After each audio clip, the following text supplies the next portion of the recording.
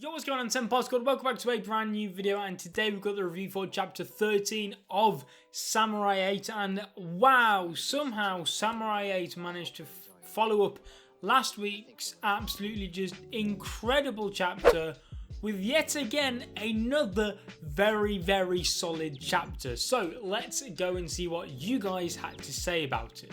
Now, I'm kind of blown away by this one because it's the largest margin we've had for a winner since we started the Senpai Stars ranking, and 57% of you said that this chapter was 5 stars. Absolutely unreal, and honestly you kind of make me want to change my ranking for it, but you know I like to stick with my gut thought on it, so I will do. I'm going to give this one a 4 stars. It was a very solid chapter, and honestly it was just missing something very small for me. I think if it had a colour cover like last week's, I probably would have given it a 5. I feel like that was how minuscule the difference was between a 4 and a 5 this week.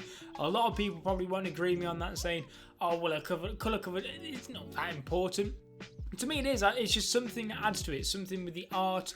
I really do look for that type of stuff. So although you guys may not, and you might think it's an absolutely just stupid reason not to give it the full 5, that's what I have to say for it. But yeah, it was very close to being given yet again another 5. But you know, like, we're keeping those 5 stars for chapters that just blow your mind, unreal. They don't happen often. So if I don't give it a 5 stars, I'm not calling it bad. So we saw Daruma back in action in this chapter, showing us arguably one of the biggest flexes I have ever seen. This guy brought a goddamn toothpick to a samurai fight. What? That is madness. Yes, he also bought this crazy wind wolf thing with his toothpick. That may be, but this guy defeated the bad guy with a toothpick. What?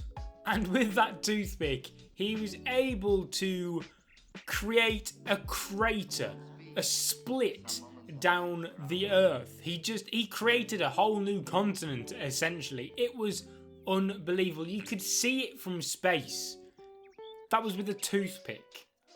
What potential does Daruma really have locked away in there? I mean, the attack was what? Like a star destroyer something attack? Like, nuts. Absolutely nuts. Now, this is absolutely huge because it kind of puts into perspective how just insane the power scaling in Samurai 8 is and the potential of it. And it also kind of puts into perspective how weak Hachimaru actually is, because over the last week or two, I was really starting to get sucked into Hachimaru. You know what? He was impressing me. I was like, this guy's strong. He's holding up against Atta. Yeah, it may not be a 100% Atta. It may be a clone. It may be a damaged clone. But you know what? He was doing well, and he showed some good initiative in this chapter. You know, he obviously had his arm chopped off last chapter, and he was kind of with his partner. He created the new hand, and then the whole like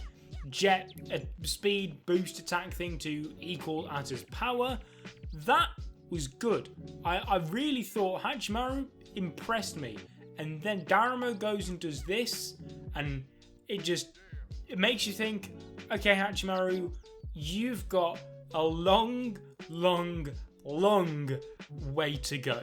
But going back to Daruma, I've really started to warm to his character over the last few weeks. I've really started to like him. I was a bit unsure at the beginning on how he was as a sensei, but hold my hands up, I really do like him now, and I'm really intrigued to see more of his character, because I think there's no denying that there's a lot of mystery and a lot of secrets surrounding this guy. For example, I want to see more of his history with Atta, because we got a little bit more about it in this chapter, albeit very little. I want to know what happened between them. What turned Atta into this evil guy that we see now? Why doesn't Daruma now view Atta as his former pupil? what happened there?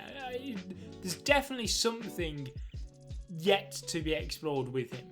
And I also can't wait to finally at some point see him in his prime, whether he's going to be back at his prime at some point later on in the story, or if it's in a flashback. Either way, I can't wait to see what it's like, because if this is him now as a cat, what was he like back in his prime days?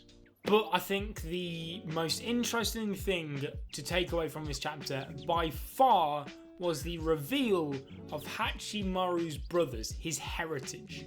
So it turns out that Hachimaru's father was at some point acquainted with the evil team of Samurai 8 on what has been dubbed the Spare Key Project, which is a team which is working on creating artificial keys, which is what Hachimaru and all of his brothers are, in order to open up Pandora's box. Hachimaru seemed to have been a failed attempt at creating one of these spare keys, and Futaba, which I think was his name, Futaba, something like that, Hachimaru's father seemed to have fled from them with Hachimaru and then raised him.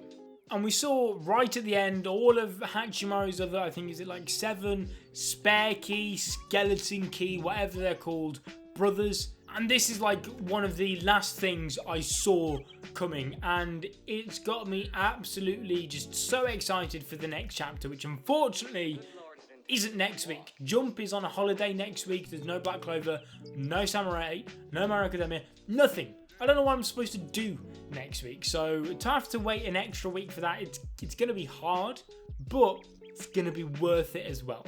As for the art in this chapter, I thought it was solid. Okubo's art has come leaps and bounds recently over the past few weeks. It's quite incredible quick growth, to be honest. A lot of the time it's very, very similar to Kishimoto's art himself. I believe Kishimoto does do the storyboarding, so maybe that has something to do with it, but there was one page which I did sort of struggle on. It took me a good few minutes to actually comprehend what was going on, and admittedly, and as you'd probably imagine, once you do actually understand it and you see it, it becomes very obvious what's going on. But like I said, it took me a few minutes to actually kind of get my head around it, and that's been a kind of a recurring theme throughout Samurai 8 ever since the beginning.